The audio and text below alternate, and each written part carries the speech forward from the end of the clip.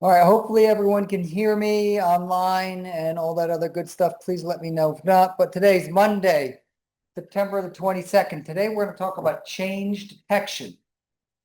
Big fancy word for what? How do we measure change? Like, how do we visualize things that change? And ArcGIS Pro has been really good about measuring things over time, things like COVID or whatever.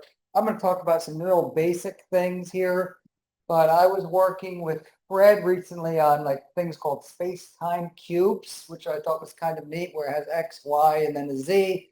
That's kind of in a formalized format. I know Chima a while ago, when he was a graduate student, was doing some neat mapping things with monthly basis where you can just kind of bring it into ArcGIS Pro. And admittedly, I'm not a good person at doing some of the visualization tools, but I think I'm pretty good about the different ways that we can express change.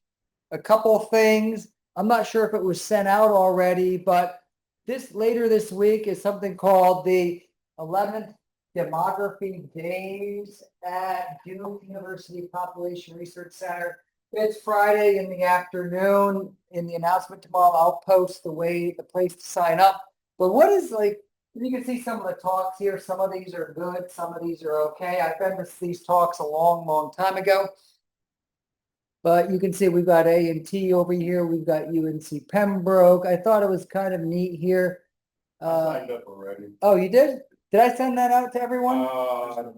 Yeah, Miss Edwards. I sent it to her to send out. Okay, cool. Admittedly, I'm probably not going because on Friday, I get to actually do work, catch up to work instead of answering emails and doing paperwork and all that other stuff. So I'm sure I get 2 or 3 calls during this thing that someone needed something, so.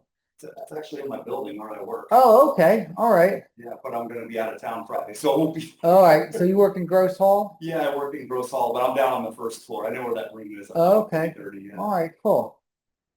All right. Oh, did you? Did you work in like the ABC? Oh, the classroom? Yeah. Yeah. Gotcha, that's why you see it in both classrooms and on the, yeah. Cool. But we got geography, we have economics, we got lots of different things because at the end of the day, geography is the study of where, and then we have geographic. I see a lot of geography, sociology down here. But one of the things it mentioned was, demography. What's demography the study of? What is demography? Populations, people, social. Population, social, all that other good stuff. Where do we get demographic data from? Census. Bureau of Labor. Yeah. Census Bureau, Bureau of Labor Statistics, all these other good things. These days with ArcGIS Pro, it gets increasingly easier to get some of this census data. Now, I'm going to show a couple examples here. I'll kind of go through here. One of the neat things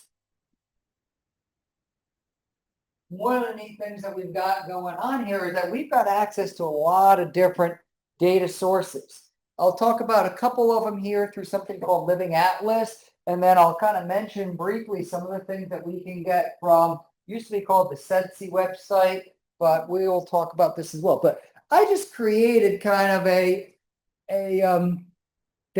demography example right here. You notice North Carolina's tilted a little up. Right.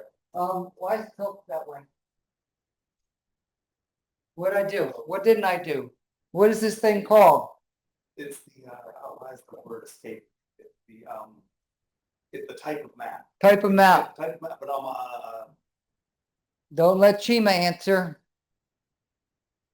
actually the word is totally escaped. Projection. Projection. Projection. Exactly. Projection. Projection. What's a projection? When we put a 3D surface onto a 2D surface.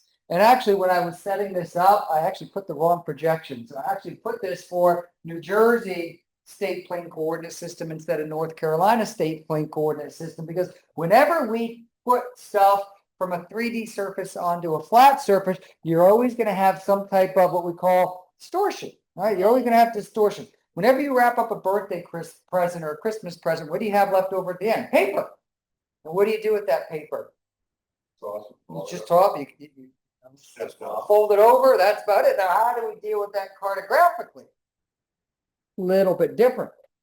And one of the things with maps these days, and I'm just going to change the coordinate system because you notice I had New Jersey and I really wanted to click on North Carolina. But one of the interesting things, and I'll talk about something kind of interesting as well, is that you notice this top edge of North Carolina is kind of curved right here. Is it curved in real life? Why not? So why is it curved here? Because you're taking a flat image off of the globe. Exactly, and you're flattening it, so something's going to get distorted. And while I'm thinking of it, this is a really neat site to think about, like distortion, think about projections and things like that. I was flying overseas. One of my friends was like, I was following you on Flight Tracker.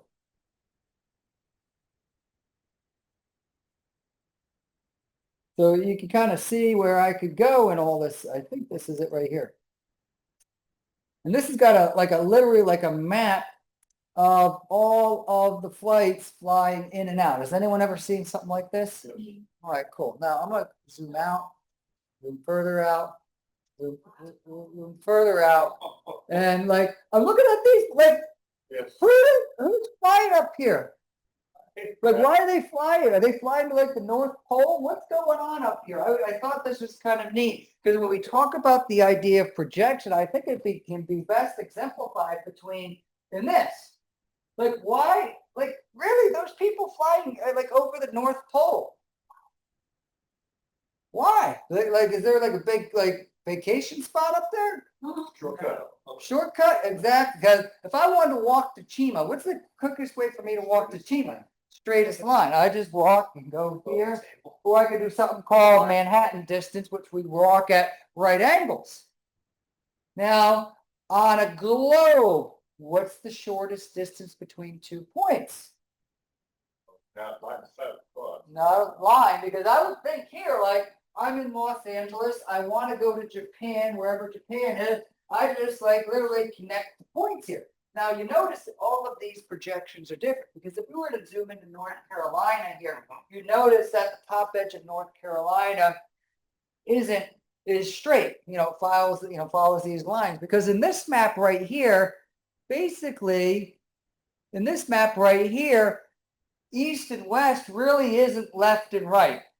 It's not left and right, right? It kind of follows along this curved line. And this projection is here to minimize the distortion for the state of North Carolina. That's all it does. And so you notice when I put up the projection for New Jersey before, it was a little tilted or skewed because, well, the whole goal of the New Jersey state plane projection is to minimize distortion for the state of New Jersey. Now, states like Alaska have multiple projections. Texas, when I lived in Idaho, they had like Idaho East, Idaho West, Idaho Central. Texas has like 7 different projections based on projections, things like that. And the one thing about web mapping these days is that I click my little, whatever the little mouse thing is, I zoom in and zoom out. That gets increasingly problematic when we start to deal with scale. So let me get back to this thing here because I think it's really neat. Like, where are these people flying over the North? Like, seriously, like, where are they flying? And you can click on, I always thought it was kind of neat because I can click on it, HND to FRA. I think that's Frankfurt, right? That's a long. So they're flying from where? Tokyo to Frankfurt. That's pretty far. That's about as far as you can go. wow, that's a long. That's a long. I did a 16-hour one. This is That's a long 8 flight. hours. They've already got 8 hours, so they got not longer than I thought. 14 hours. 14. Yeah, I did 16 from Dallas. But when I flew to Dallas, the one thing about flying to Dallas is that, well, I'm kind of in the same, you can't really see that, what we call great circle exemplified.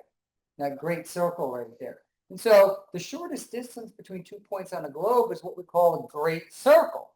So a lot of times when we fly to Japan, we worry about the volcanoes and the Aleutian Islands. Why? Because that's the shortest distance that you're flying.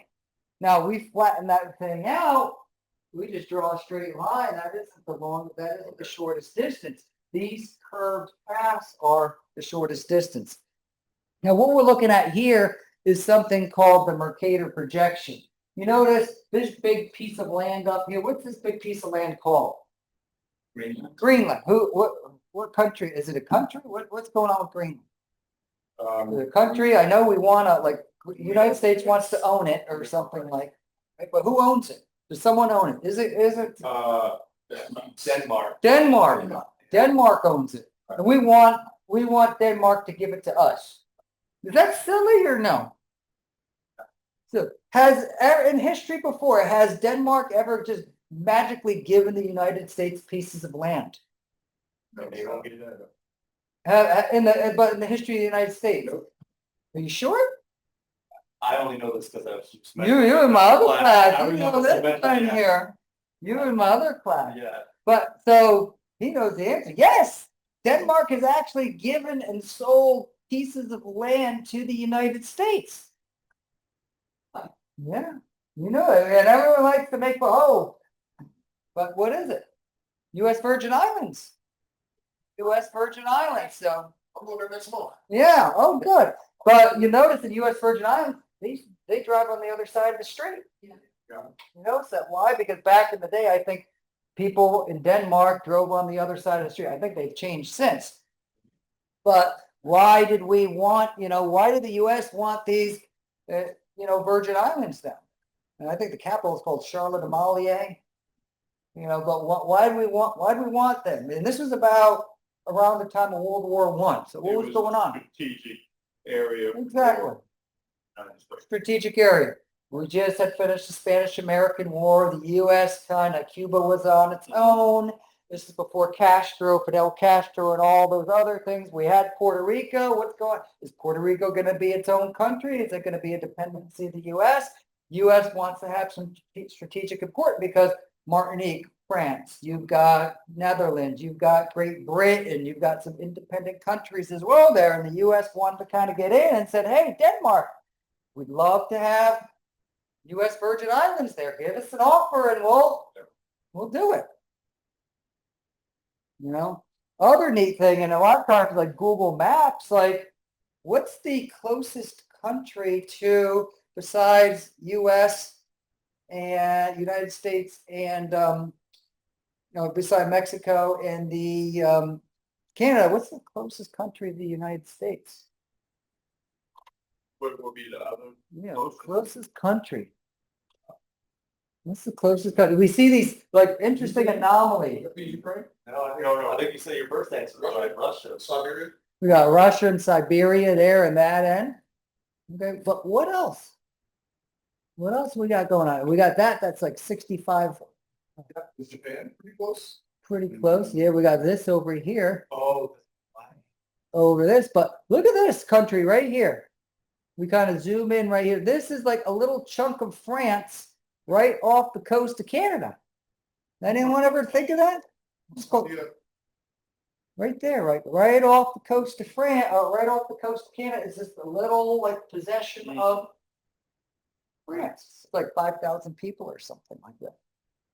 So we got all these kind of interesting anomalies, like Guantanamo Bay. Where is Guantanamo Bay? Fred knows. It's in Cuba. It's in Cuba. So if you were to actually kind of zoom into Cuba, what do you see here? We go over here to Guantanamo, and here he is. Here's a chunk of America. Wow. Now, so in Cuba there is America. Yes. So why do we still have that? I think it's to take people that we don't want to give rights to and all that other stuff. But it's a naval base down there of strategic importance. It is. Yeah, definitely. I think it's a lot more. Yeah, a lot more than U.S. Virgin Islands. See, I didn't see too much of a military presence over here in the U.S. Virgin Islands, but it's right next to the British Virgin Islands, right here next to some of these countries here. This one here is St. Martin, which is separated between France and Netherlands. So it's kind of just split in half between two different countries. And then some of these, like Grenada and other things, have kind of gone on to be their own country. No, I don't know. It's kind of a political question. I'm not sure. All right, so I don't know what led me into that there, but I thought this was kind of neat here with the flights and all that other good stuff, where that you can see these great circle routes, here on here, which minimize projections, because you see here Greenland, it's about the size of, it looks to be about the size of South America or Africa, but it really isn't because of the projection, because this approximates the world to be a cylinder. But the good thing about this is that left and right is east and west, up and down is north and south. It's, instead of having those curved lines that we have there. Yes, Solomon. Is the spot Afrocentrics out of conspiracy theory that Africa is always represented smaller than it is, and the United States is represented larger than it is by comparison? Not really. Maybe not, because they're both relatively close to the equator, because your distortion near the equator isn't going to be very pronounced. Once you get close to the poles, now in South America, in Southern Hemisphere, you don't have, all you have is Antarctica here, and you can see what Antarctica looks like, but it's most pronounced there with things like, Greenland right there, Iceland, not as much. Thanks. That would be my guess. But now you can see these curved routes, which approximate your great circle route right here. I've always thought, like, as you say, curved routes, because they discovered it during World War I and II, where they used it as a jet stream. Yep.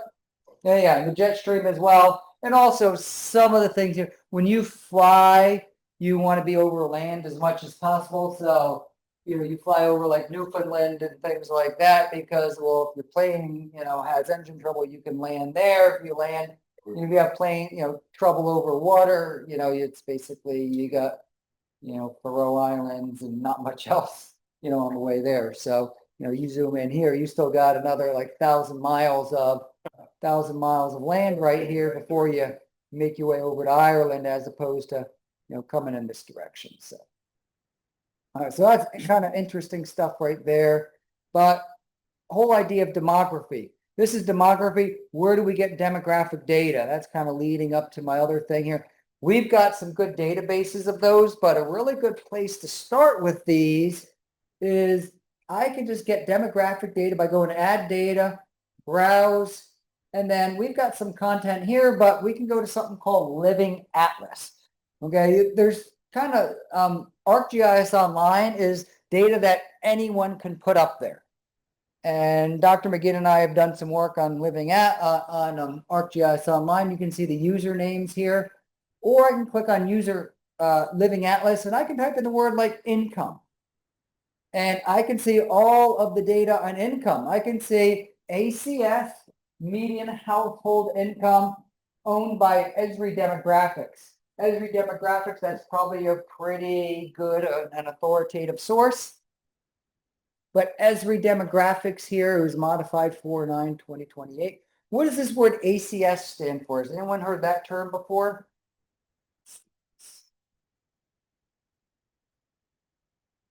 Stands for American Community Survey. American Community. And basically, this is the data collection effort that typically takes place between the censuses. Census basically, or the census, is the data collection effort so we can figure out the House of Representatives, in addition to a number of other things here. But I can click on this ACS data, and I can just look at it at the county level, and I can click OK, and I can add these data at the county level. And look what I have here. I'm going to just remove this here. If I right mouse click and go down to properties, you can see these data are sitting here on a service right here. I can go, these are county level data that I'm looking at here. Now, the thing about this is it takes a little while to add these, because why? It's sitting on someone else's server right here. So we got to give it a minute right here. The other interesting thing here, I zoom in enough, these things get gray and not gray and all that other good stuff. We can look at, but income is a good one we can look at. Demographic change, race, age, all these other things here.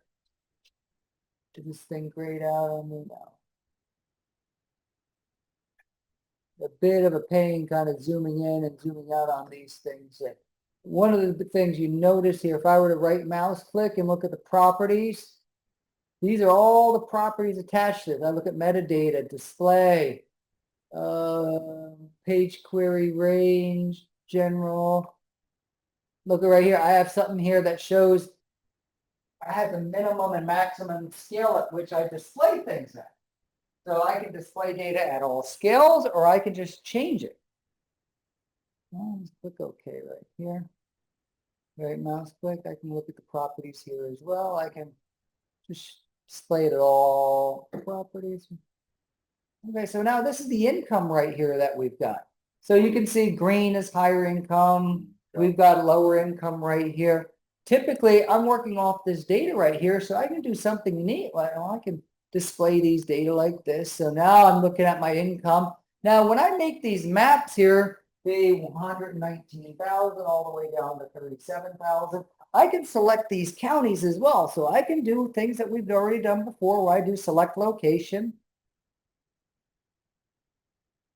And I want to look for what? I want to look for everything under the county that has their center in join counties. I'm going to click apply. Look what I got here. I'm just picking out the counties within here, because what I like to do, and this is kind of where we pay big bucks, is I want to just create a subset of these data, because I don't want to work off of the service. So one of the things I can do is right mouse click, go to data, and look at export the features.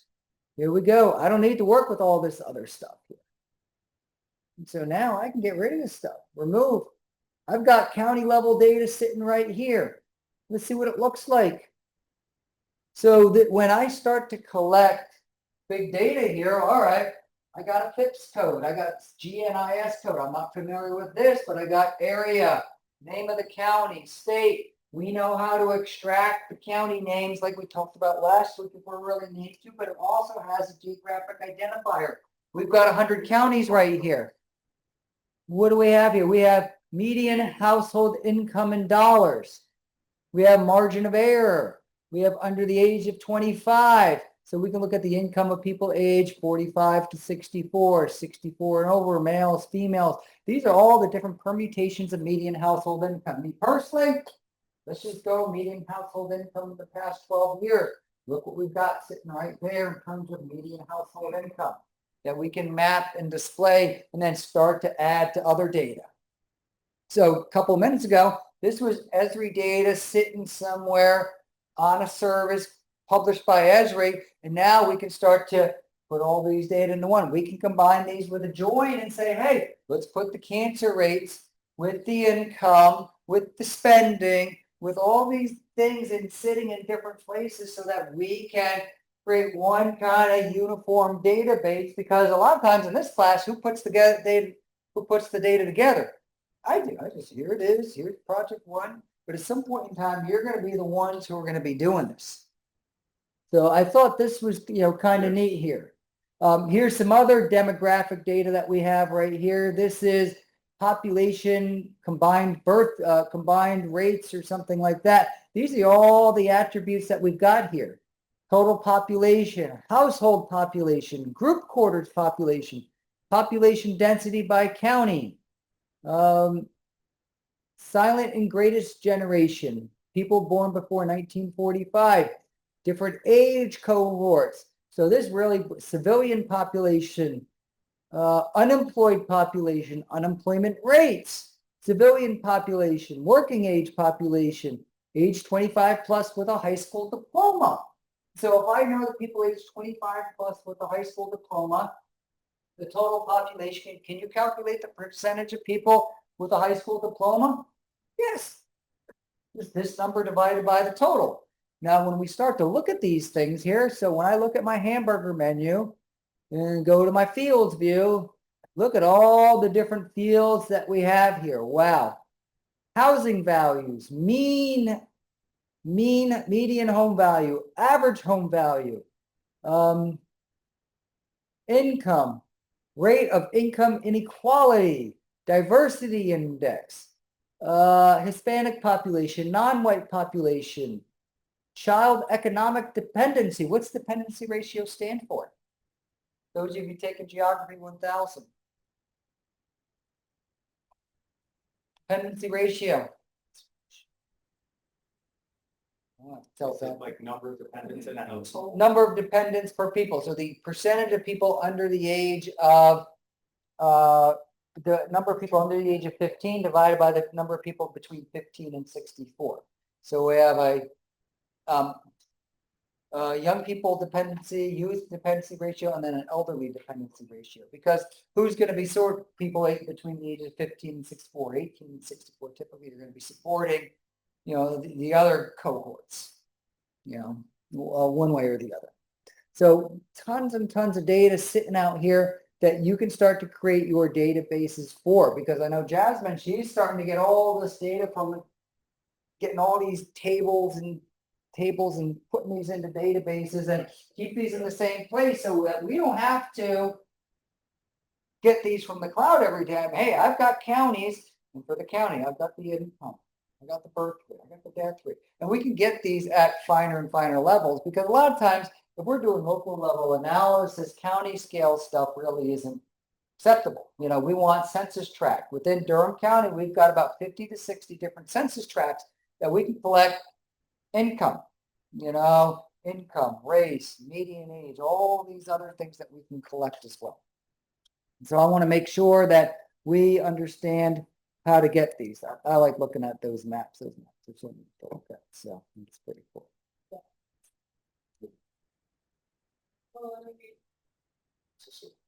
Yeah, that's what I want to start. Okay. Pulling data. Yes, and that's a big thing, that's that's the biggest pain in doing all these things. So today we're going to talk about change detection, finding change. Why would we need change detection? I'm good at computing it. I'm not really good at visualizing it. And so what are some scenarios? And I'll talk about some examples where we do change detection, where have COVID rates changed over the course of the pandemic? And I'll show you some neat visualization tools that we've created in support of this. Where have high school graduation rates changed? I have a column for graduation rate 2012, graduation rate for 2015. Subtract the two. Okay. If it's positive, it meant it went up. If it's negative, it means it went down. Map all the positive, map all the negative. That's easy enough to do. How patterns of crime change due to city annexation. Another one that I thought was kind of neat, and that I did some research on, where have Dollar General stores been within a particular study area.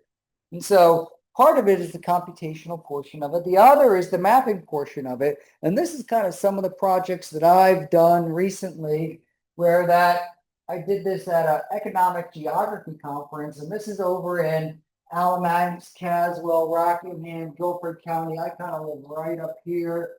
I kind of live right up there.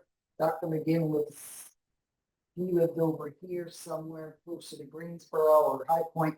But I've got a simple map here that shows these are the Dollar Generals in 2009. These are the Dollar Generals in 2017. I just did a search, something called the NAICS database, and we've got that sitting on one of our computers. We've got my computer in 1256 has a business database of every single business from a place called Info USA. It's now called Data Axle, which literally has a point feature of every single business. So you just do a search. You do a search on Dollar General, and Dollar Generals will pop up. Now there's a lot of errors with those, because I want to look at supermarkets. Well, what's the definition of the supermarket? Well, does it have to have a certain size? Yes, Solomon. The dollar, so this map is the Dollar Generals. Just the store named Dollar General. Do the squares sometimes replace the dots? Or No, that means they're coincided with each other. So basically what we're looking, where we see these black dots are places where they gained the Dollar General. These places here lost the Dollar General. Lost the Dollar General. Yeah, a lot more black squares than yellow, so this lost the Dollar General, but gained. And then I moved right here. I got a house right here, right around the corner from us that was built there in like 2022, sitting right there. But But there's a lot of challenges in working with that Info USA because as you can imagine, how many businesses do you think there are in the United States? Lots of them. And so it's like making a crime map, just tons of businesses. They're assigned something called a NAICS code, North American Industry Classification Code. There's another type of code that's also added that can also recognize those, but yeah, I got to look at the size and things like that. NAICS, North American Industry Classifications.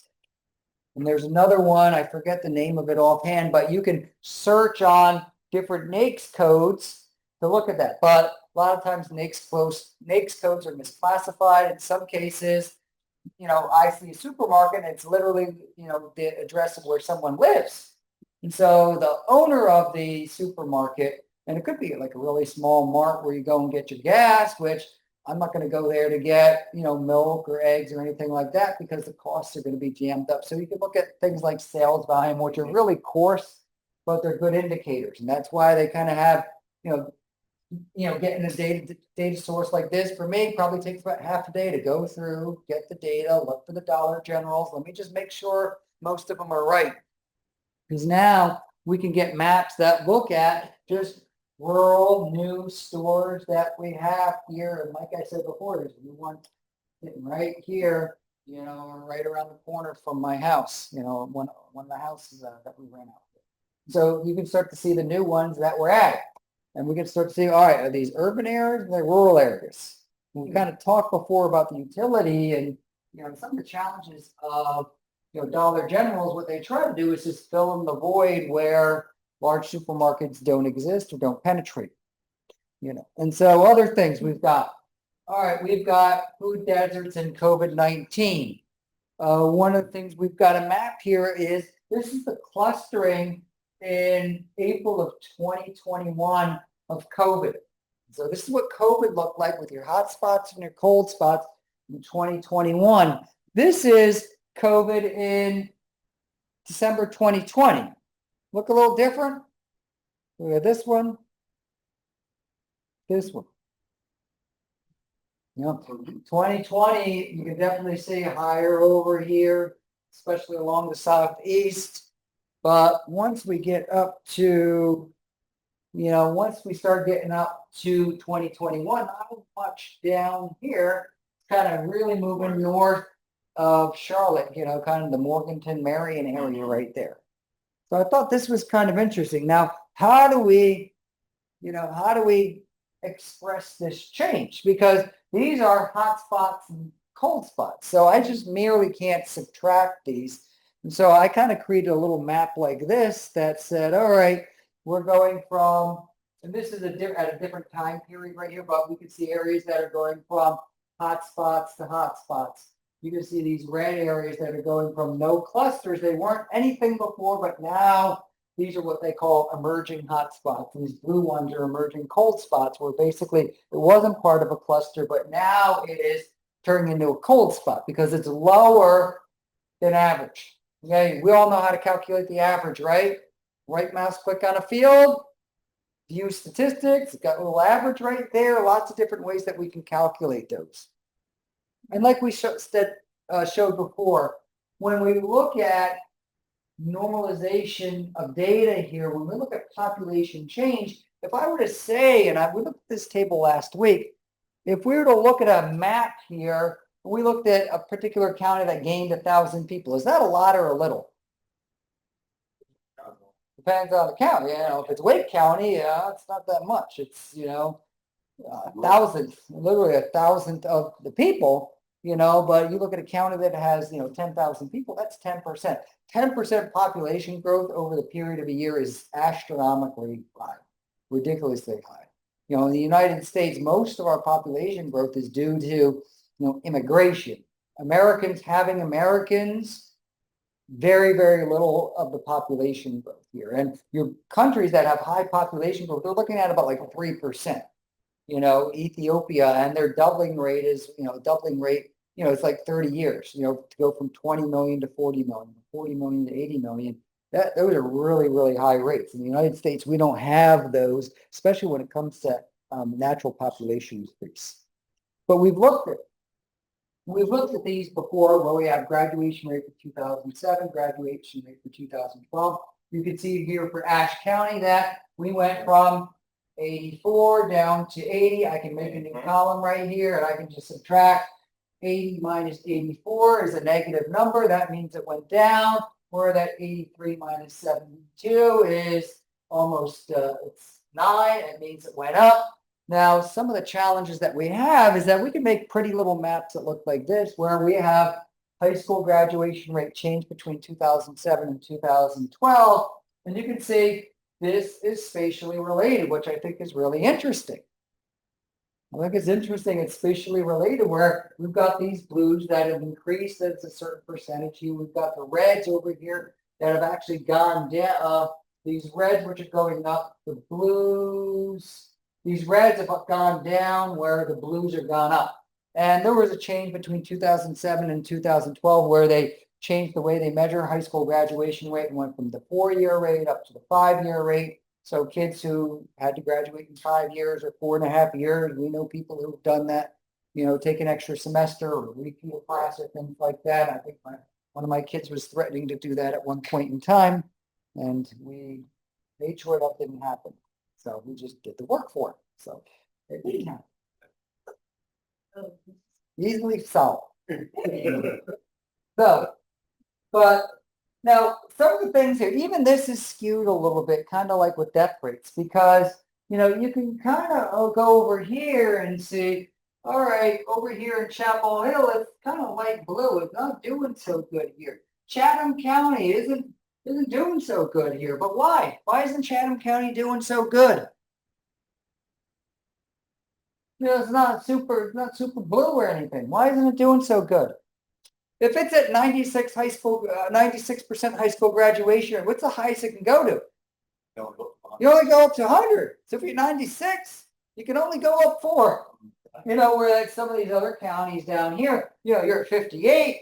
You got a long way to go. So 58 to 70, nice job. You went up 12, but you're still nowhere near, you know, Chatham County. But here we're mapping this, you know, the change. And we created these as percentages and subtract them so they are normalized. So we're subtracting the normalized. So we can manage tables in these as well. So we can create brand new tables. And that's what we're going to look at after the break here. I think today we're probably just going to open up the exercise because we've got 2 different pieces of the exercise.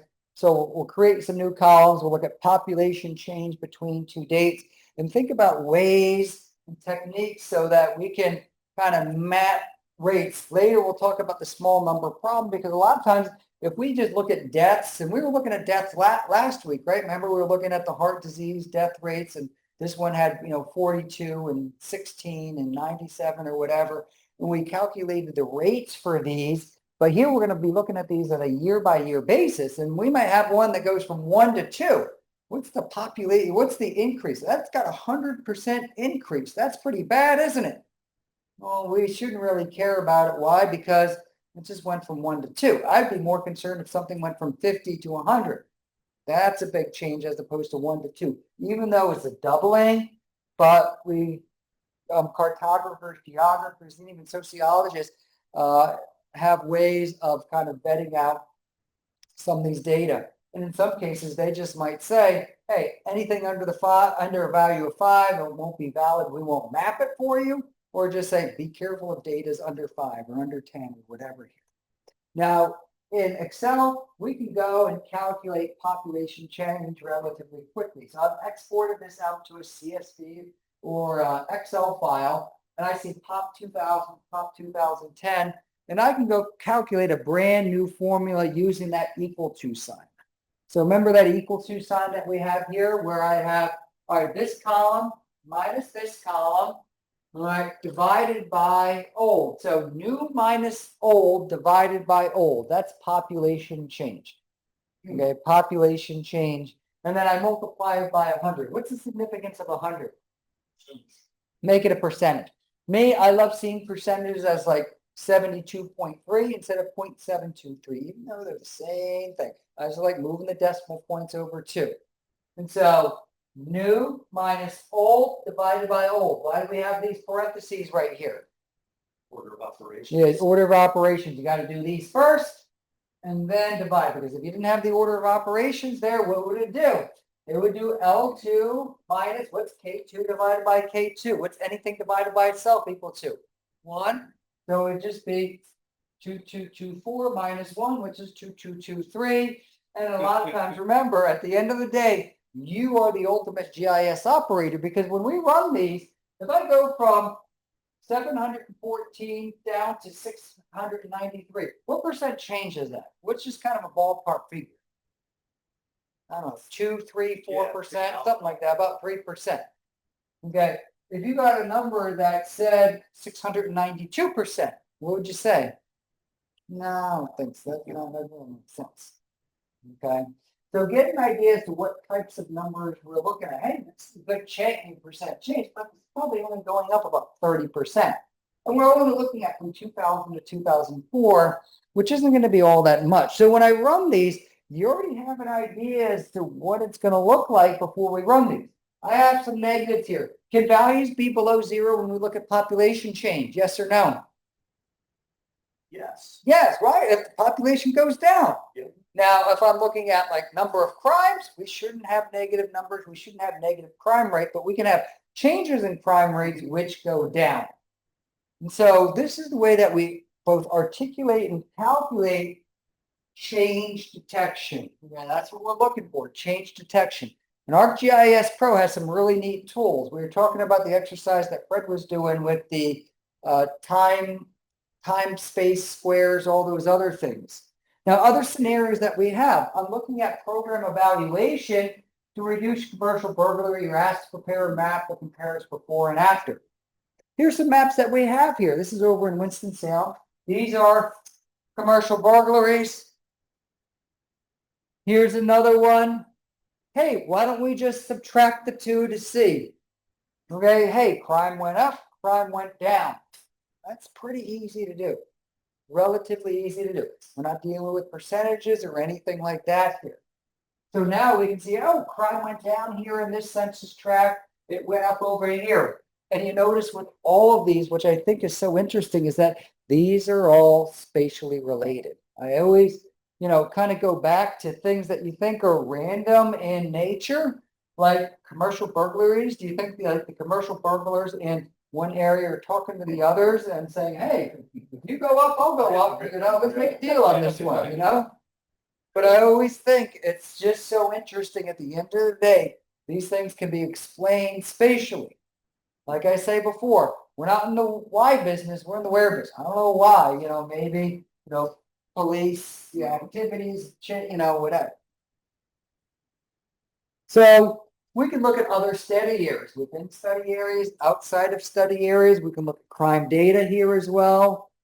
Because when we start to look at this crime data right here, we can look at part 1 crimes and part 2 crimes for crime change.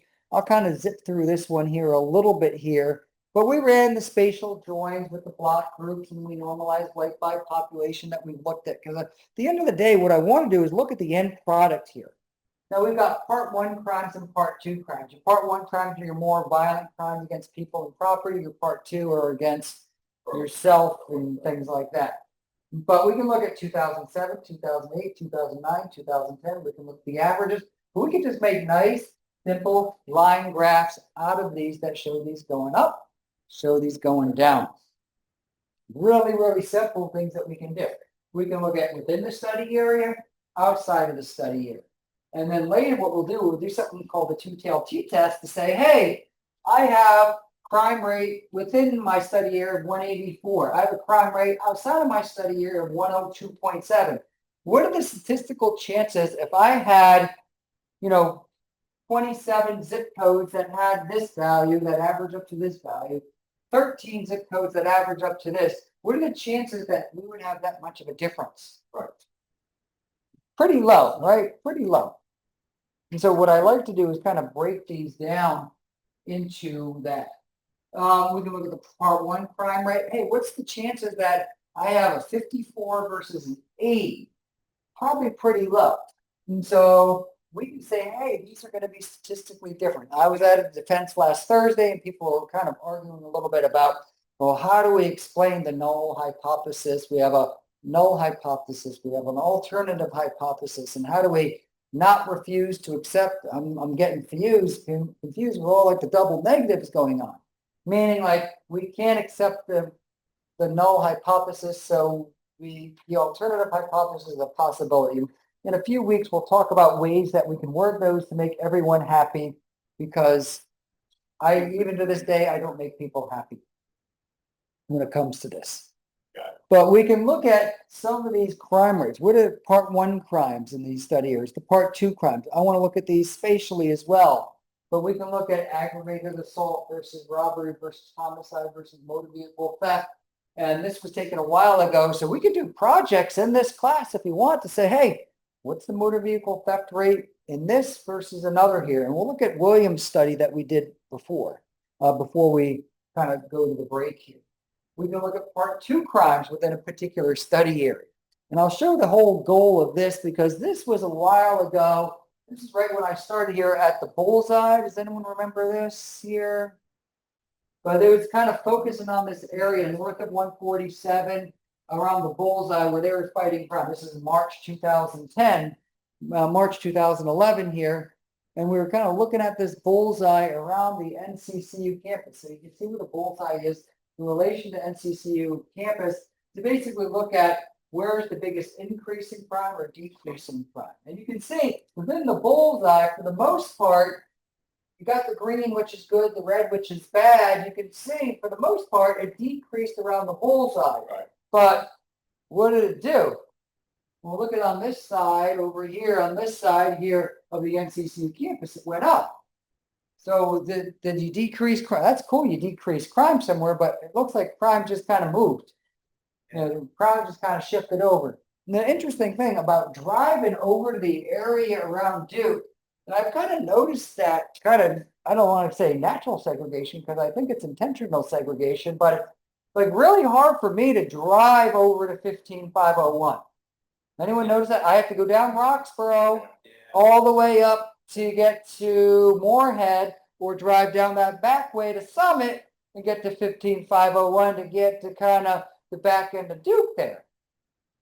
You know, because we got all these neighborhoods and you got the tobacco trail, which serves as kind of a barrier right there. And I assume those were formerly like train tracks, right? Were those train tracks at one point in time? I would imagine, because over in Greensboro, our running trail was former train tracks. So formed this kind of barrier. Some of it because of property at one time or another. Okay. And so when they started developing the trail, they developed a trail for natural health and all this other places. And so it's 22 miles all the way from Durham Stadium all the way up towards Chatham. Oh yeah, I've biked that one time. Yeah, biked all the way down to Chatham County. It was a long bike ride. Yeah, it's long.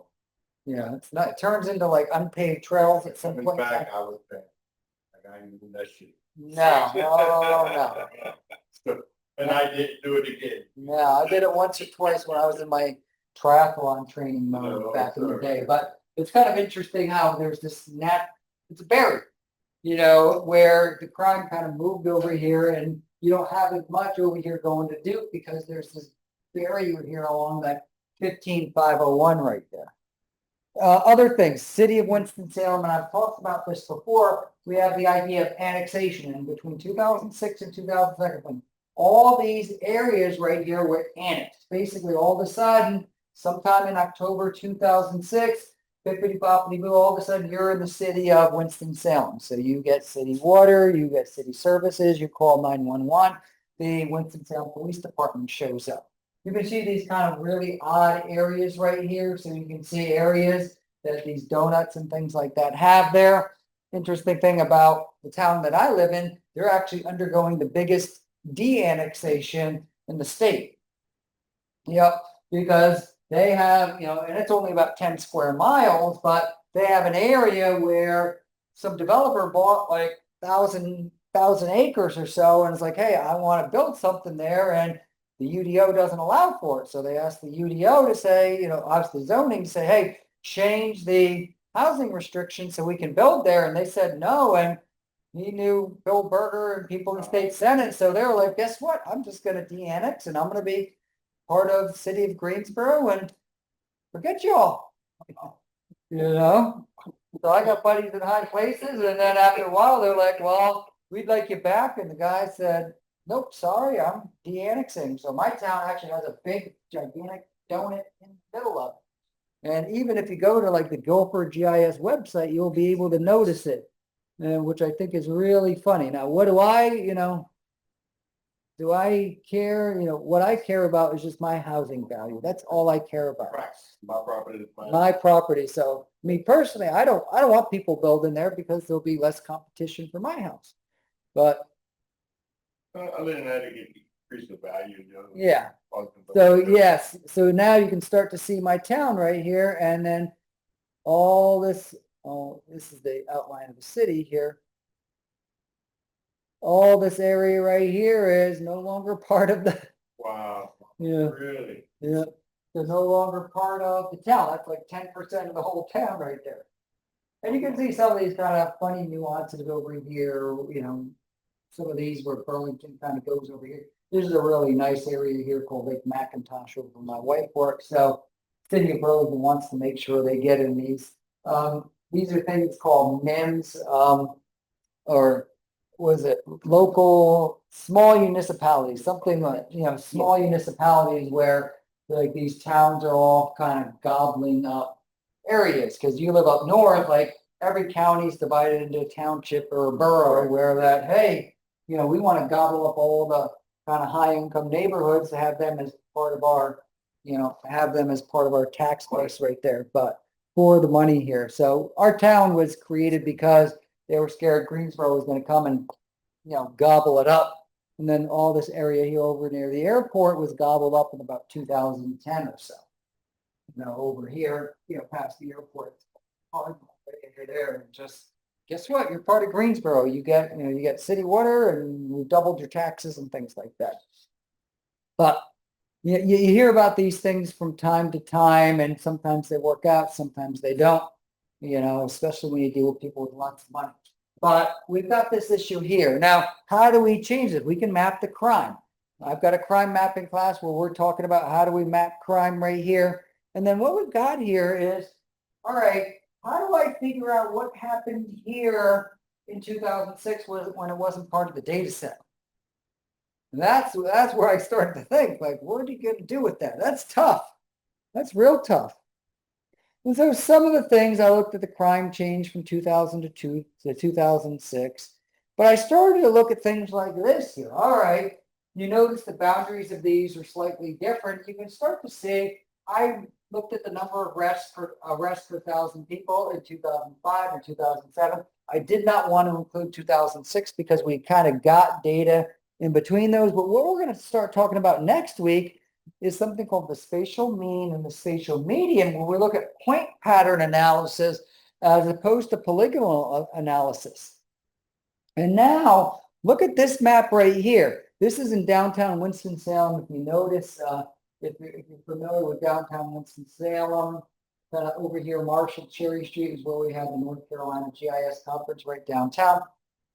But if we look at the people there, we actually gobbled up more people to the north and to the west when we look at the mean population center. And we'll talk about how to calculate those. But as you can imagine, you can probably figure it out. It's just the weighted average where we calculate for latitude and longitude. But now one of the things that we do here is that actually the spatial mean of the crime moved south. So we gobbled up more people, but crime moved to the south.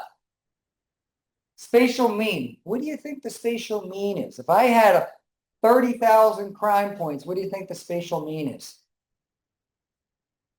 Average up all the latitudes, average up all the longitudes, and pop it onto a map. That's it. Okay. Spatial median, same way. Center of minimum distance, same way. Because we have different metrics of centrality, different global statistic. I'll use that word global to describe data sets. What do I got? I've got something called a mean, median, mode, range, standard deviation, variance. They describe a data set. Spatial data sets will be the same way. I want to describe that spatial data set. What's the spatial mean? What's the spatial median? What's the spatial mode? What's the central feature. What's the feature that's closest to the middle? Because when we look at 30,000 points on a map, it gets really confusing really quickly. So we look at swine lagoons. Where's the middle of swine lagoons versus the middle of people? We'll do some of those later. But we can look at some different centrality metrics that look at the entire data set that show that it's moved to the south, which I think is kind of interesting. Move to the south where people move to the north. Some other things that we'll do, I'll just kind of mention some things we've done. I'll kind of mention what some of the stuff that William's done, and we'll take a break. We'll start looking at exercise number 2, because exercise number 2 is going to be 2 parts, from last week and from this week. I don't want to give the exact answers, but I want to kind of figure out how do we turn some of that raw data that people are starting to download from the Vital Statistics database and turning it into something useful. Another thing that we've done is, well, when I look at the QA/QC of data, I do my supermarket analysis. I go out to this Info USA and I download all the supermarkets or all of the Dollar Generals. And the one thing you notice, especially maybe not empirically, but anecdotally, is that, hey, I see there's a Dollar General here on the map, but you know what? I've driven by there and I know there's not a Dollar General there, which I think is kind of interesting because you pay all this money for this data and you know it's wrong. And so recently we did some stuff on QA/QC. What's QA/QC stand for? Quality assurance, quality control. Okay, exactly. Making sure the data there is good and making sure the new data coming in is good as well. Because we kind of showed some examples before. We see examples all the time where we're working, doing calculations off of bad data. It's what we call GIGA. Garbage in, garbage out.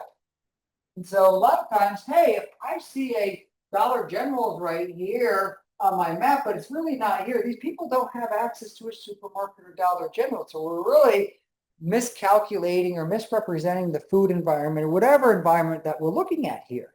And so if this data point really didn't exist, well, these people are going to have to drive over here. This one's going to have to drive up there. And so how do we check these in real time? And so this is another project that we did for 6 different, I think it's 5 or 6 counties, these 6 counties right here. And we went and extracted all of the data from what we call data excellence. Now it's called Info USA. I've got the latest data sitting on my computer.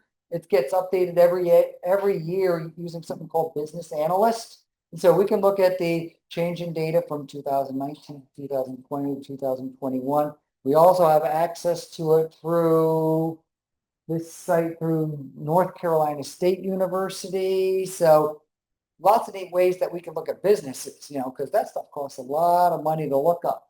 So we have access to these, but these are all the supermarkets in this 5-county area. So this is Alamance, Orange, we're located right about here, Chatham County, Wide County, and then we've got relatively rural counties, Person County and Caswell County.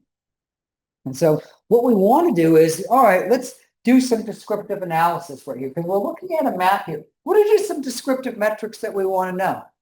What are some things you want to know about Dollar Generals or supermarkets in this area? And I think this is just supermarkets here, but what do we want to know? What's the total population of the area? How many census tracts that are there? Census tracts are just divisions of counties, because at the end of the day, when I map income by county, it doesn't really make that big of a deal to us doing local level analysis, because there's a lot of variation in our individual counties. How many block groups are there, and then how many blocks? These are just subdivisions of each other. So we've got 90 block groups, 267 block groups, 1,044 blocks, 10,414 blocks.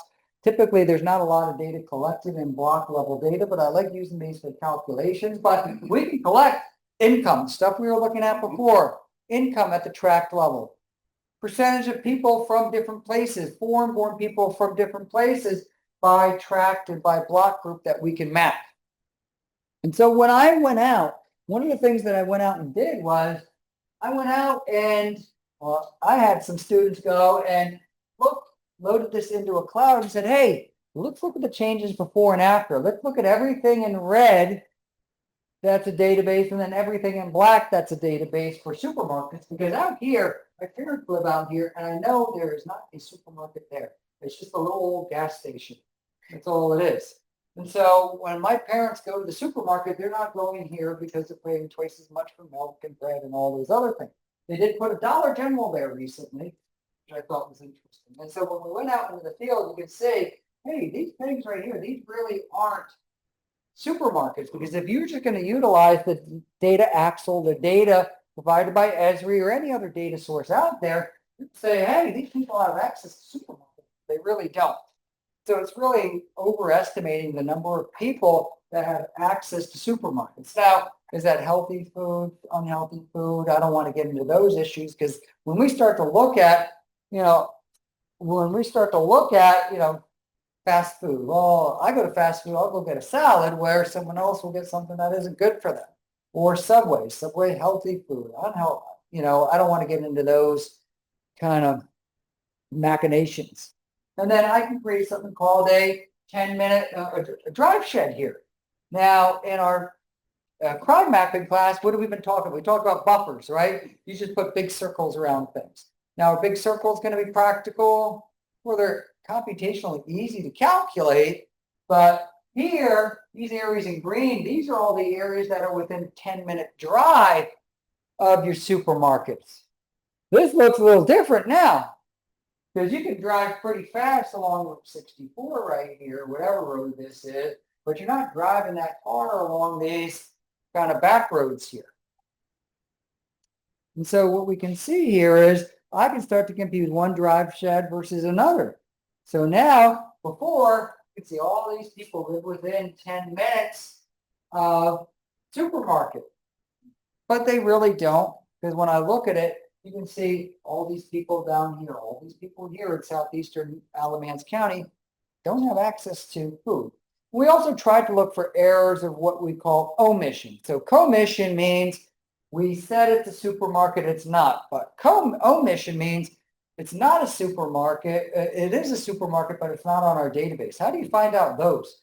Those are hard, you got to use a secondary data source. So we go to Google, Google Maps, something like that. We did find one over here in Chatham County, which is like right down the road from the food line. So you really didn't change the tenor and complexion of your drive shed in downtown Pittsburgh, which I thought was kind of interesting. But when I run my before and my after QA, we can see the differences in population between people that are within 5 miles of a grocery store before. Is typically these data are going to be a typical overestimation of this by almost 15,000 people, which I think is interesting.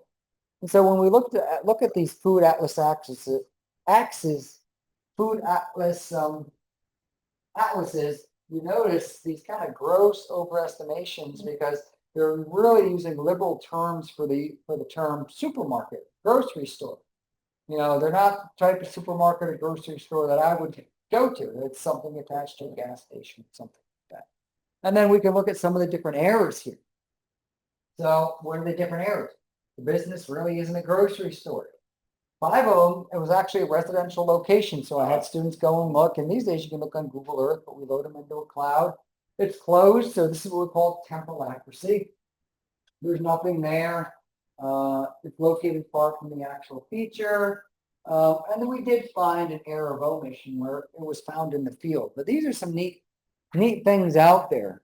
The last thing we did look at is something called the Jaccard Index. I won't talk too much about this, but this is what I spoke about at my conference in New Zealand. What are different ways to calculate differences between these? Because what we're looking at here, this map in red, another map in blue, we see 3 different maps in red. This is the definition of rural using different classifications. Now, what does rural mean to us? If I say I live in a rural area, what does that mean? What does that mean to you, Baron? Outside of the city. Outside of the city, exactly. Outside of the city. Now, how do we quantitatively express that? How far is it from a city? What's the definition of a city? Is it 10,000, 50,000, 100,000? How far is outside of 5 miles, 10 miles, whatever? And so the GIS person in me, especially the quantitative geographer in me, wants to figure out, how do we quantitatively express rural? And so we've got definitions here according to the U.S. Census Bureau which is based on population density. So all the rural zip codes here have low population density. I think it's something like 100 people per square mile. Here, they're based on counties. And so in North Carolina, if you're near a city or in a metropolitan, which is a population threshold, or a micropolitan area, you are in a rural area. So this is a rural count, urban county, rural county, rural county, rural county, rural county, just based on the county level here.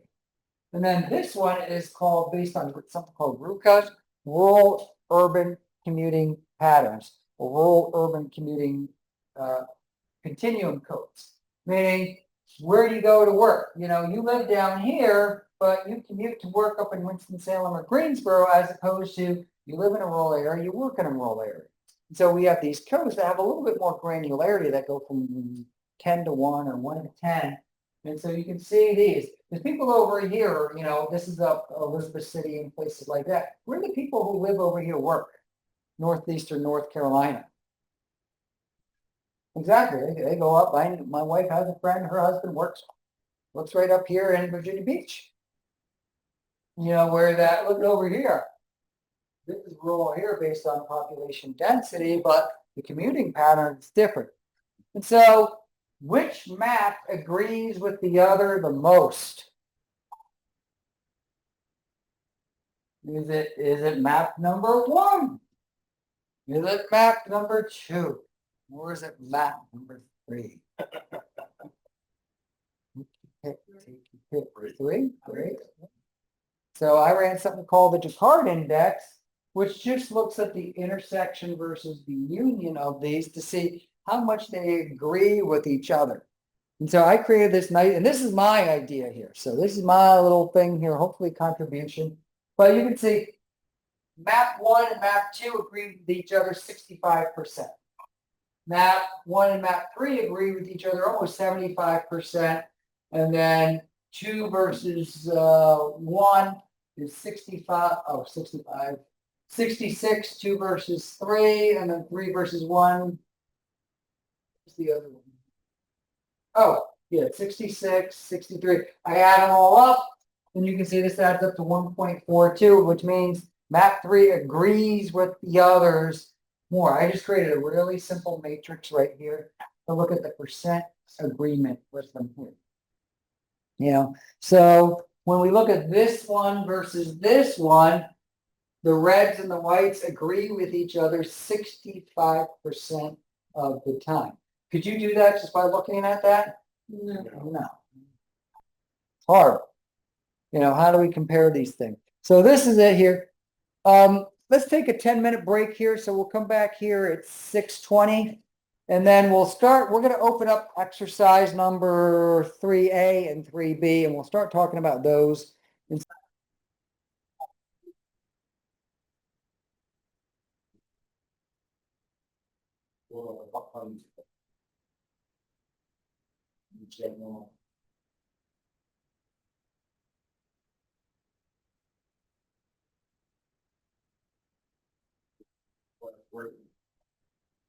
I'll get out. So I get out about 7:15, so I'll be around 7:30. That's right.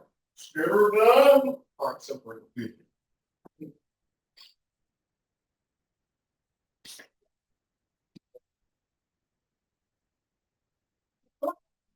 Everybody's waiting for that. So. No,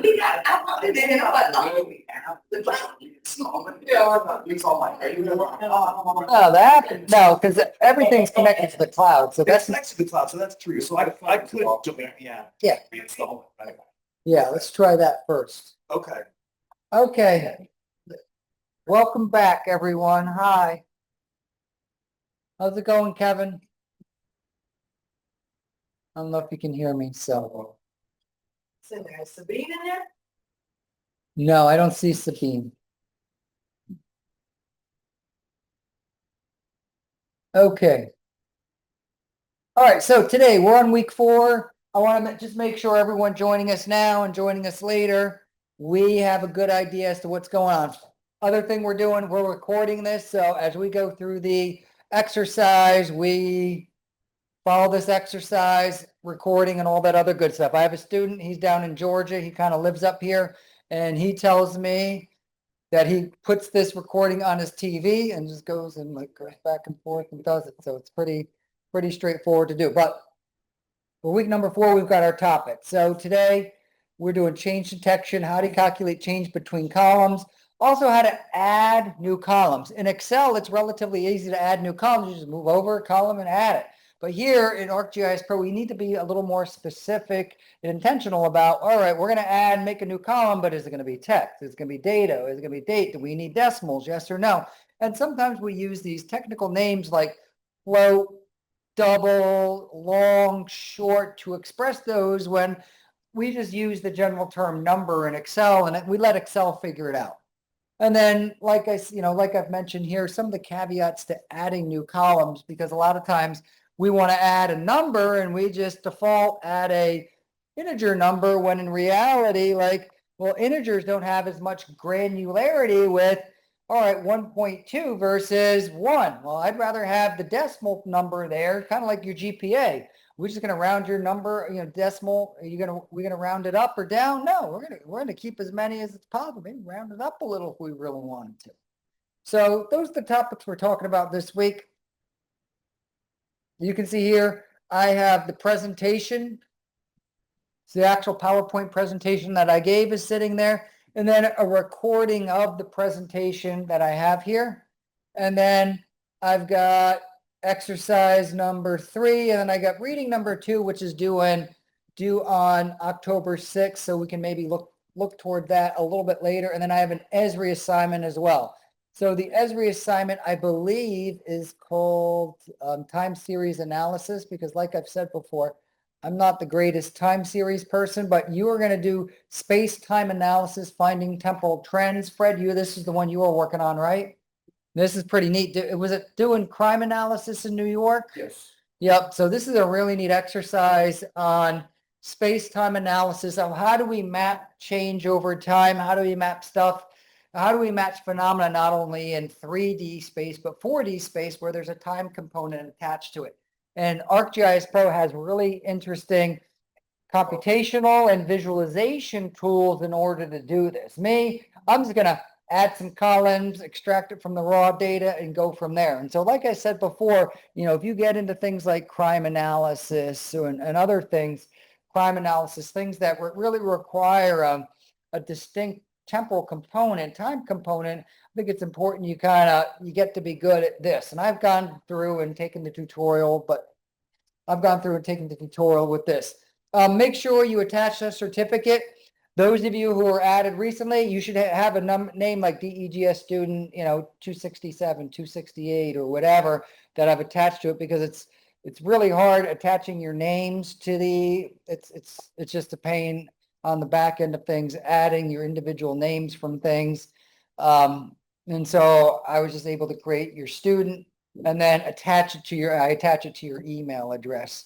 And so if I see, as long as I don't see GIS student 1, GIS student 2, because I know GIS student 1 took that a long time ago.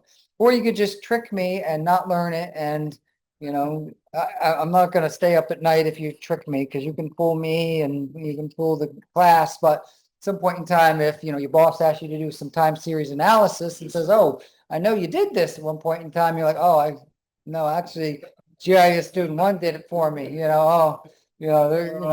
Might not look so good. So it's like the marathon. I tell people, you can lie to your boss, your kids. You're not going to lie to the marathon.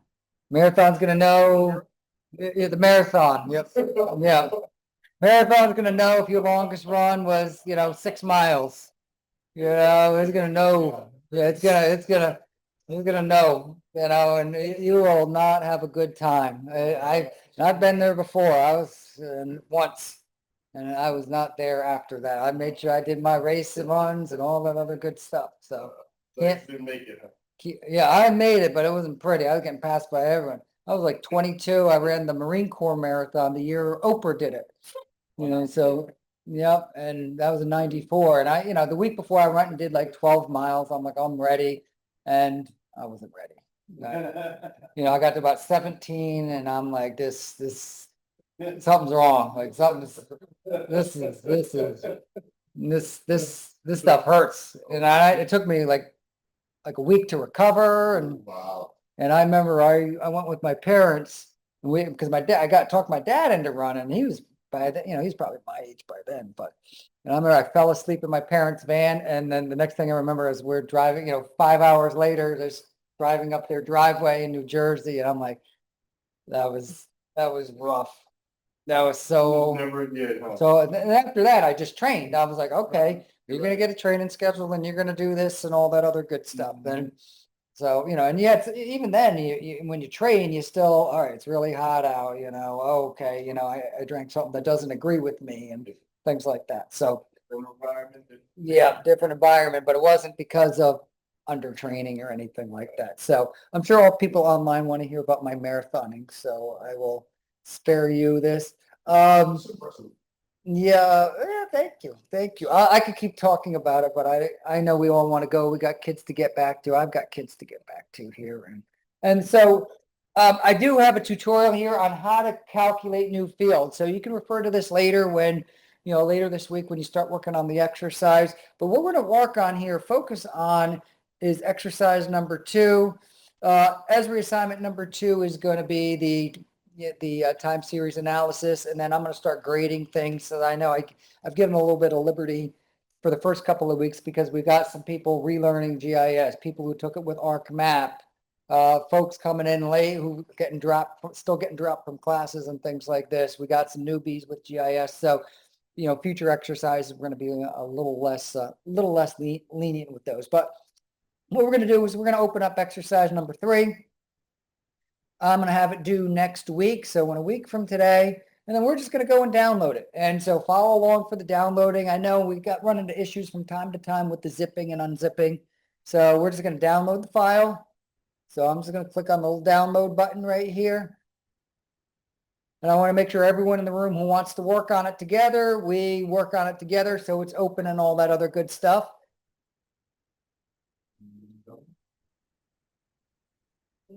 And so now you can see it's right here, exercise3.zip. I can double click on it right here. And then right here, I'm going to click on extract all. If it doesn't have the word extract all, that means it's already extracted. So I'm going to click extract all. And up at the top, you can see it's a zip file. So I'm going to click extract all. You can see it's got both an exercise 3A and a 3B. So there's 2 parts to it because last week we didn't have any homework because I know a couple of people actually jumped ahead and saw some of the things they submitted. So I was pretty impressed with that. And so make sure we extract it. Just for the heck of it, I'm going to open up the exercise here. So the exercise, once again, we're just going to fill out the Word document here. And so I've got a video, the need for normalizing data.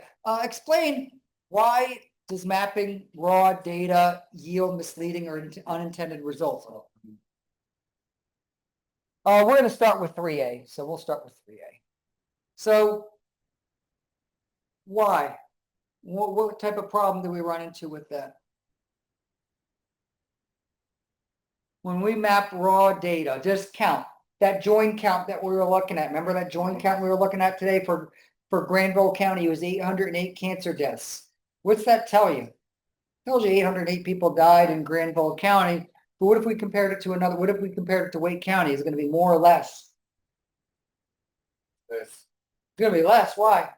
Demographics of each county. Yeah, the demographics of each county. So a lot of times if we have to say, is it more or less, then you have to tell me it depends. That means it needs to be normalized. And the reason why we normalize it, because we're really looking at rates. And even with death rates, when we map death rates, the challenge of mapping death rates is essentially we're mapping where all the older population lives. But we're not going to worry about that too much now. Another thing with the need for normalizing data, if I were to measure crime rates, death rates, homicide rates, there might be 30 homicides, 40 homicides in this city every year, over 300,000 people. I do the math on that. That's like 0.00012. What does 0.00012 deaths look like? I don't know. It's a number. It's a real number per capita. But what about 1.2 deaths for every 10,000 people. I know what that looks like. I know what 10,000 people looks like. 10,000 people looks like faculty, students, staff for NCCU campus. And so for a group this size, we've got 1.2 deaths. That can be compared to Granville County, Person County, Wake County, all these other counties as well. And so what we're going to do here, we're going to open up exercise 3A. And so once again here, I've got this. Now you notice here, I've got it under the folder. So I'm going to open up exercise 3A and double click on the APRX file. If it's blank, and those of you joining us online, if it's got a blank or white right there, you need to install the ArcGIS Pro software on your desktop. And a couple other things, I've gotten into a couple of arguments with people in my other classes about, well, they just want to do it online, and that's great. And I've posted the tutorials for my other classes so you can do it online, but I've never seen a job posting that just says, we need ArcGIS Online. You don't need to know ArcGIS Pro. I've never seen a job posting. The first thing it asks for, ArcMap, which is the older version of ArcGIS, and ArcGIS Pro. All the other stuff is good. Survey 1, 2, 3, ArcGIS Online, web maps, all that other good stuff. And so I feel kind of a little jerky, forcing you to do this. I know we have some situations where situations with some students with, I got an Apple and Mac and all those other things. We can access it a certain way, but you being able to access ArcGIS Pro software is paramount to success in ArcGIS. I can't put it any more succinctly. So I'm going to double click on this right here. And it's going to open up. In theory, it should open up nice and neat. I think last week I had an exercise where I could, or in crime mapping class, something didn't show up, and I'm not sure why. Oh, that's it. Yeah, homicide. I'll just blame Dr. McGinn, or so. I'll just blame someone else. I'll blame my kids or someone else, because it didn't show up. Luckily for the exercise, we didn't. Yeah, you didn't need it there, so. And that's basically, it means it was misplaced somewhere. I probably stored it on another folder, thinking I was working on the same exercise. Okay, so once again, we've got cancer deaths right here. This is what we have here. I got the joined counties. So if I were to just right mouse click on the attribute table, what we're looking at in exercise number 3A is I've got the counties right here. If I go all the way to the right here, you can see, wow, I got a lot of things going on here. Min score, max score. Okay, count. I have a column called count. What do you think count means? Join count. The 2 layers. Join count.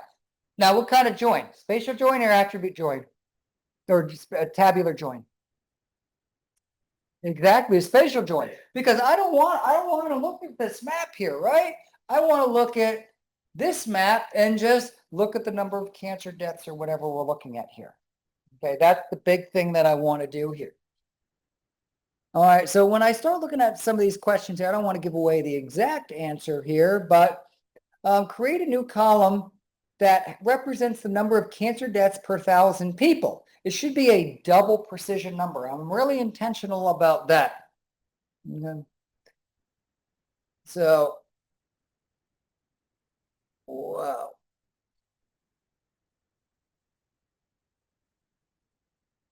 Okay, I'm doing some interesting things. Okay, all right. All right, so let's see what I did here. Like I'm adding new data, all this other good stuff. Okay. All right, so I created a POP 2024 attribute when computing the rates. So it should be professional looking. All right, so what we're going to do is I've got a column here called count. Well, I got to find it here. I got a column here called count. I got a column called POP 2024. Okay, and I extracted that from the Esri demographics. I'm surprised that I went through and got all the new data. None of this 2013 stuff.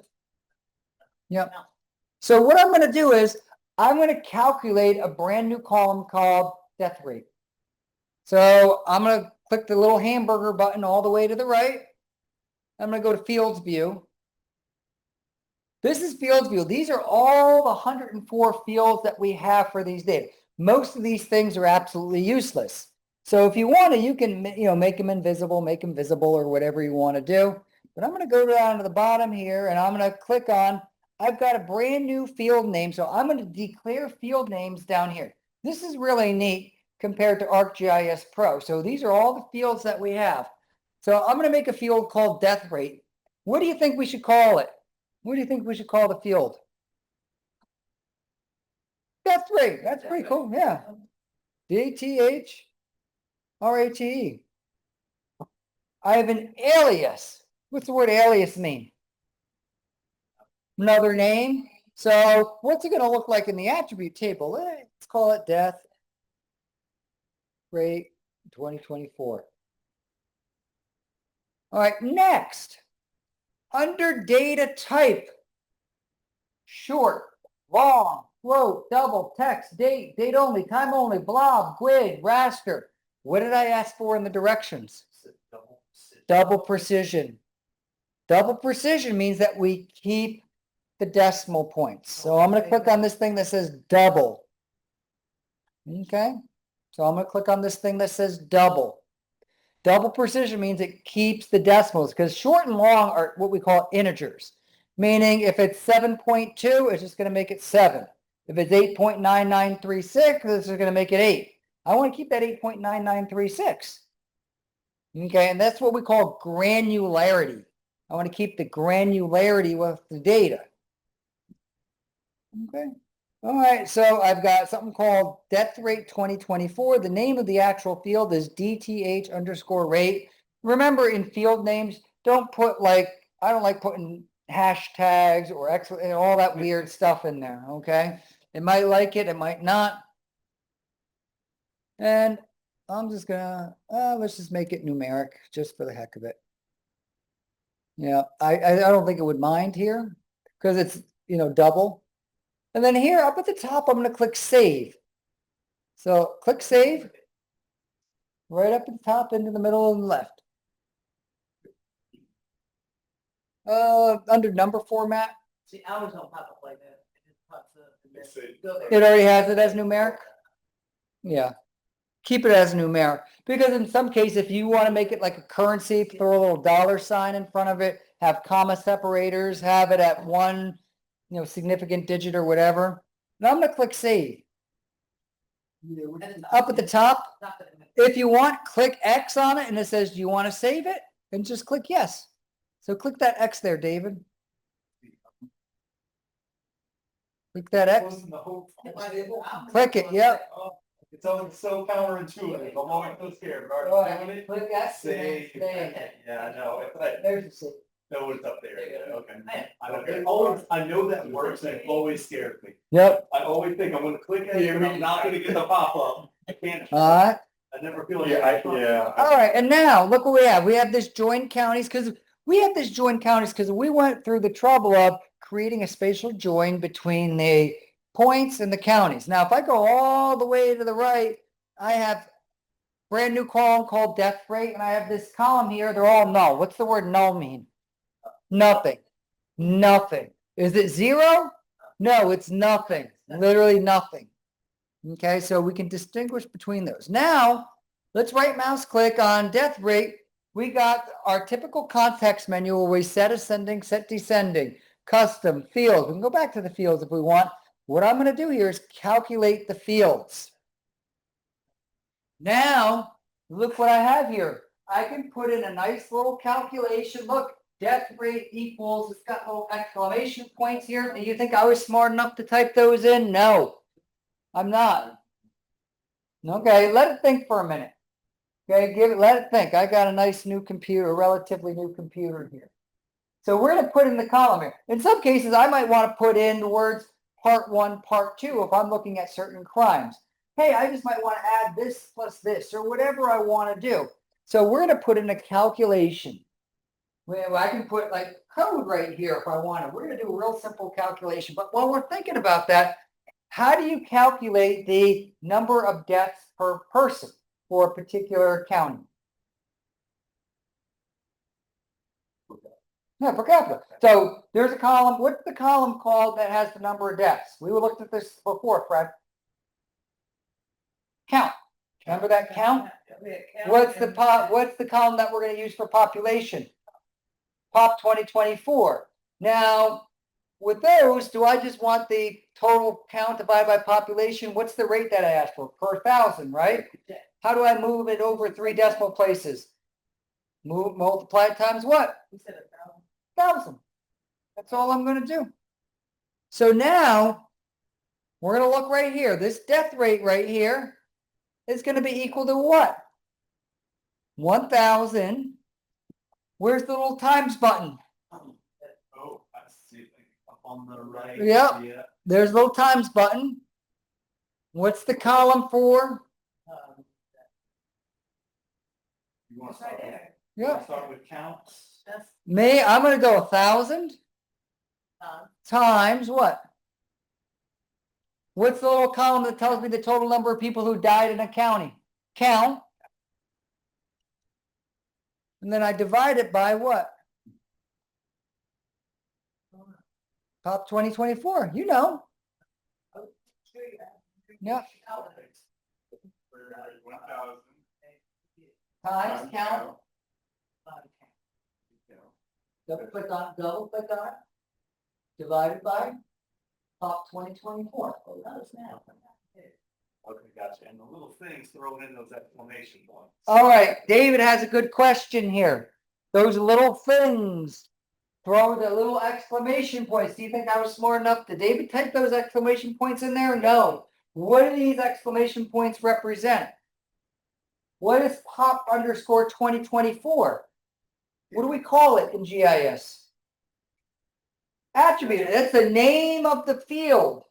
So whenever we see the exclamation point, that's the name of a field. So that's why we shouldn't be given exclamation points in field names, because it tells us, hey, we're running into an attribute right here. Do I have an exclamation point around 1,000? No. No, why not?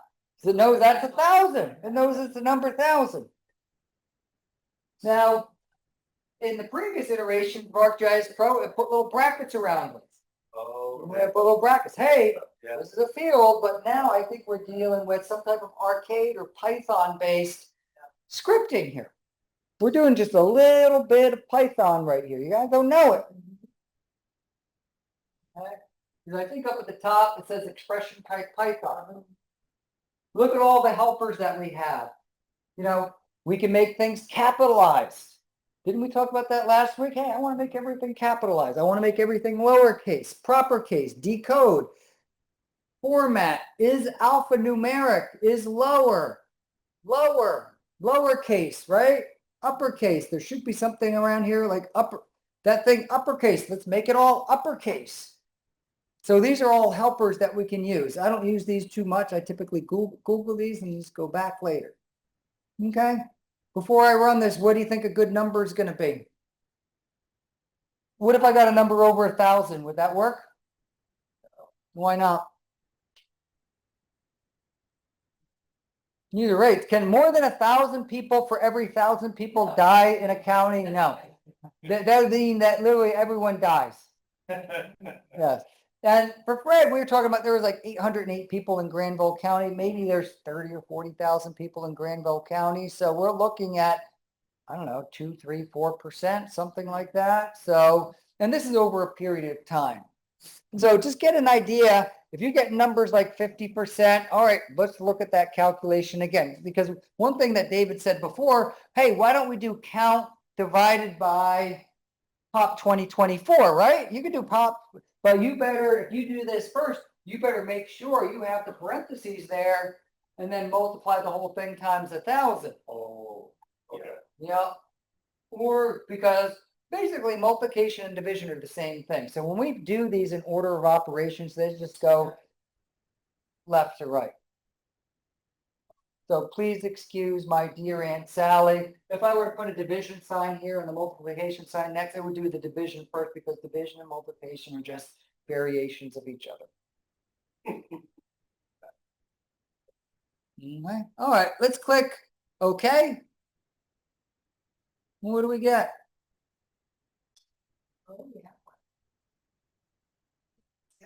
There we go. Where do we go? From 20 all the way down to 5. Wow. What's 20? That's real high. Bertie County. It's small. I've been out there. It is really rural. Yeah, not a lot out there. Just for the heck of it, we're going to look at some things in a little bit here that I wanted to look at. All right, cool. So number 3. Listen, can you make a map? We all know how to make a map, insert it into this thing. All right, let's do this. That's all it wants. Okay. Now I'm going to look at number 5. Let's look at number 5. We're going to create a scatter plot of median age versus the death rate that we just computed. Because we can go back to number 4 and basically answer the question in number 4 with our answer in number 5. Okay. So here we are in 3A. Here we are in 3A. I'm kind of looking at the... All right, let's create a scatter plot. All right, I got to remember how to do scatter plots. Okay. All right, right mouse click, create chart. So under these joined counties, I'm going to right mouse click and go on create chart, and I'm going to create a scatter plot. Okay, scatter plots, they map one variable versus another. The X is the independent variable, the Y is the dependent variable. Okay, so our X is going to be median age. Let's go down to the column called median age. Basically, this tells us how old the county is. And then Y is going to be our death rate 2024.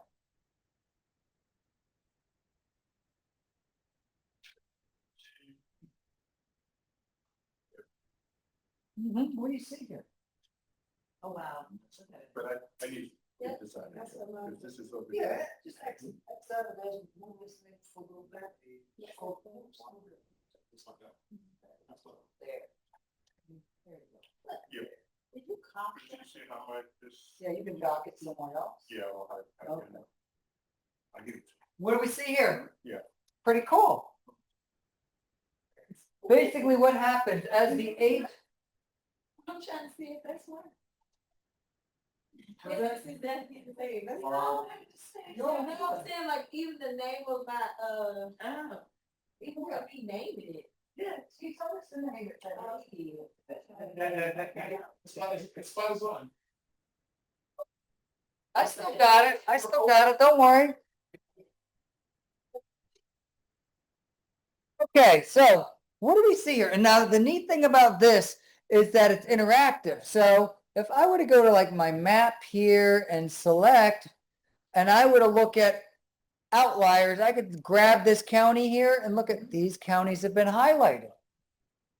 Yeah. Okay, now what does this tell you in words? As the median age goes up, what happens to the death rate? Increases. Does that make sense? Yes or no? Yeah, it makes sense as we have older population. And median age basically means the middle-aged person for every county. As the age of every county goes up, the death rate goes up. The cancer death rate goes up. And that should make sense for the most part. But we have areas here that are lower, and this is what we call a line of best fit.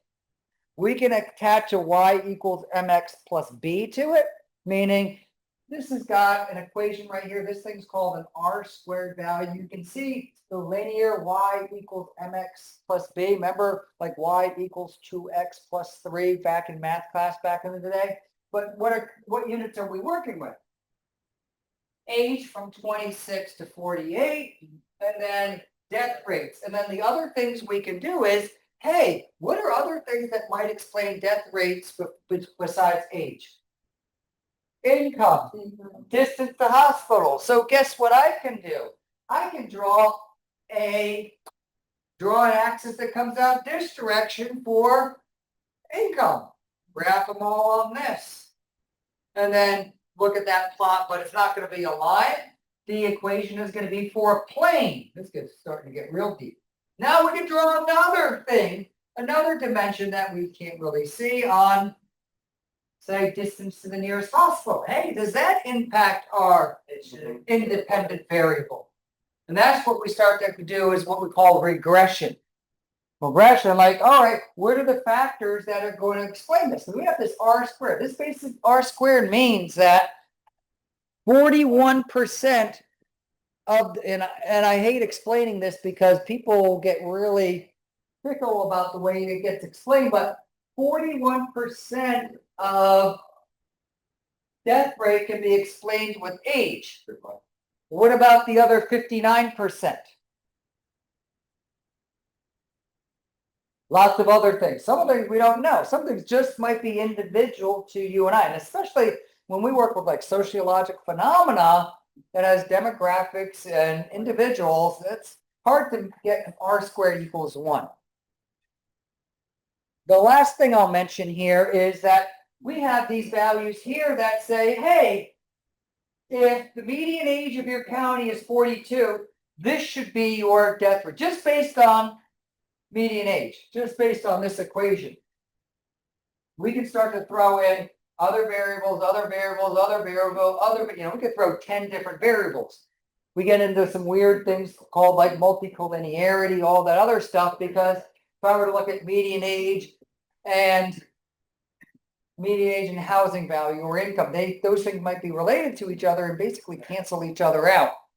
Now, like if I were to map, hey, let's look at percent white versus percent minority. Well, they're exact opposite patterns. You can't put those onto a scatter plot because they're exact opposite of each other, or you're basically explaining them the same. You're using the same exact variable 2 different ways.